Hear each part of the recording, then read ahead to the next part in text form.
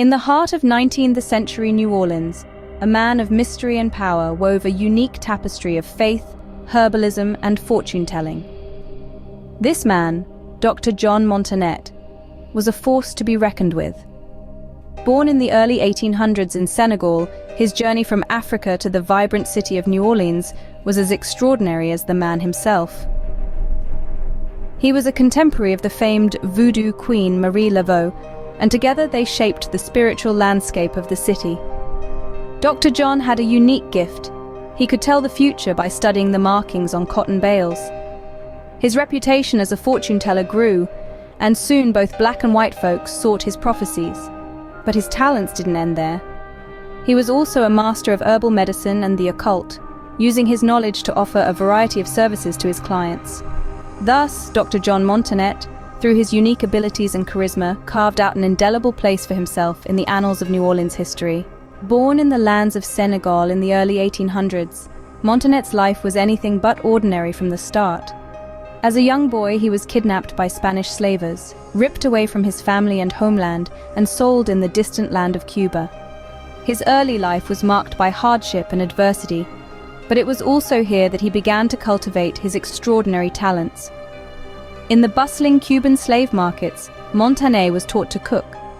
This was a skill he honed to perfection, his culinary prowess becoming his ticket to freedom. After years of servitude, Montanet's cooking skills were rewarded with freedom, a rare and cherished gift for a man of his position. With his newfound liberty, Montanet took a job in the galley of a Spanish vessel. The ship was a world unto itself, filled with a variety of cultures, languages, and traditions. It was here that Montanet began to broaden his horizons, learning from the diverse crew members and absorbing their knowledge. But the ship was not his final destination. The vessel eventually docked at the vibrant city of New Orleans, a place that would come to shape Montanet's future in ways he could never have imagined. Leaving the ship, Montanet found work on the wharves of New Orleans as a cotton roller. Among his fellow workers, Montanet developed a unique reputation. He was known as a fortune teller, a man who could predict the future by observing the markings on bales of cotton. This extraordinary ability fascinated both blacks and whites, who paid him for prophecies. His unique talents, coupled with his hard work, began to amass him a small fortune. And so the stage was set for Montanet's illustrious journey in the vibrant city of New Orleans. A journey that would see him transform from a humble cotton roller to a revered figure in the spiritual world of 19th century New Orleans. A journey that would see him become known as Dr. John Montanet, a name that would echo down the centuries and inspire generations to come. In New Orleans, Montanet's life took a dramatic turn as he began to accumulate wealth and influence. In this vibrant city, Montanet found work on the bustling wharves as a cotton roller. Amidst the hustle and bustle, he became known for a skill that was far from ordinary.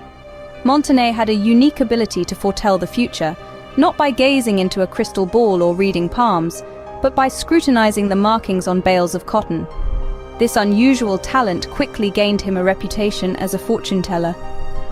People from all walks of life, including blacks and even some whites, would flock to him, eager to learn what the future held.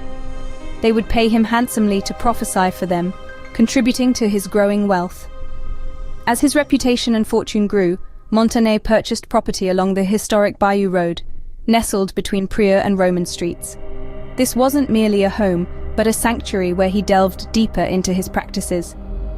In addition to fortune-telling, Montanet explored the realms of herbal medicine and occult arts. His knowledge and expertise in these fields were extensive, and he was sought after for his various potions and herbs. He dispensed charms, offered consultations, and even provided advice for lottery numbers. His hair tonics were particularly renowned, and each of these services fetched high fees. His practices, shrouded in mystery, exuded an allure that only added to his reputation. He was called Doctor, not for a medical degree, but for his profound knowledge of the occult. His persona was as intriguing as it was flamboyant. Always seen with two small bones wrapped around with a black string, which he revered as fetishes, Montanet was a sight to behold. His carriage and pair were as grand as a planter's, and his blooded saddle horse was equally impressive. With his unique skills and enigmatic personality, Dr. John Montanet ascended to a status of power and respect in New Orleans. Dr. John Montanet was more than just a man. He was a symbol of New Orleans' rich and diverse culture. His life spoke of resilience, talent, and an uncanny understanding of the human spirit. His story is one that echoes throughout the lanes of the vibrant city, even today. Montanet was known for his high-profile lifestyle, a testament to his success and influence. He owned a carriage and a pair of horses, a luxury that was enviable in the 19th century. But it wasn't just any carriage.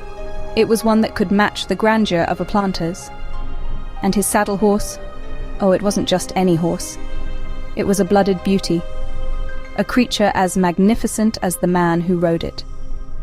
Dressed in a gaudy Spanish costume, seated upon an elaborately decorated Mexican saddle, Montanet was a sight to behold.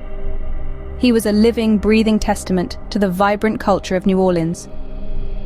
But the influence of Dr. John Montanet didn't stop at his death. He left a mark on the world of popular culture, inspiring the stage name of the renowned Mac Rebennack. Known to the world as Dr. John the Night Tripper, Rebennack paid homage to the illustrious New Orleanian who had carved a niche for himself in the annals of the city's history. The legacy of Dr. John lived on, his spirit resonating in the music that Rebennack created. The legacy of Dr. John Montanet is not just in the past, it is very much alive in the present.